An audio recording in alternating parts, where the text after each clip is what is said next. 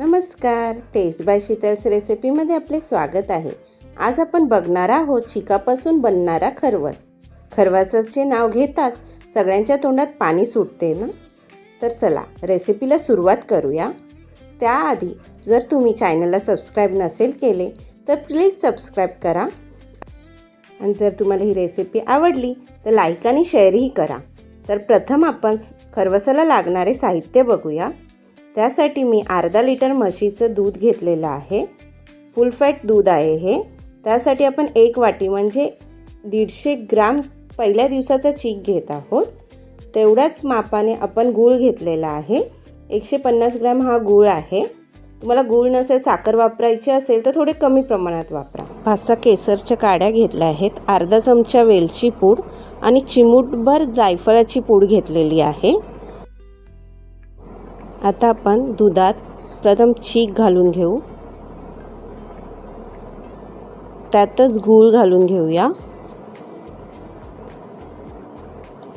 वेलची पूड आणि जायफळ आणि केसर जरा बोटावर कुचकरून घालावी म्हणजे त्याचा रंग चांगला उतरतो। केसर नसेल तर माझी आजी हळदही घालायची, तुम्ही हळदही 2 चिमूट घालू शकता। आता हे सगळं छान मिक्स करून घेऊया। चांगला गूळ वितळला पाहिजे। ह्याच्यामध्ये गूळ वितळेपर्यंत हे चांगलं मिक्स करून घ्यायचं आहे। बघा गूळ वितळला आहे चांगला, थोडाही खाली गूळ राहिला नाही आहे। आता आपण हे सगळं मिश्रण एका टोपात आहे ना घालून घेऊया। तुम्ही कुकरच्या भांड्यातही घालू शकता हे मिश्रण। कुकरमध्ये जर आपण हे शिजवणार असेल तर शिट्टी काढून घ्यायची। आपण हा टोपातच शिजवणार आहोत।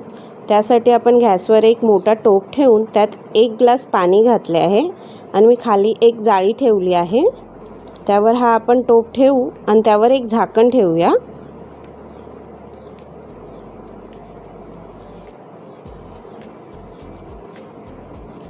आणि वरच्या टोपावरही एक मोठं झाकण ठेवूया म्हणजे वाफेने हा चीक चांगला शिजेल।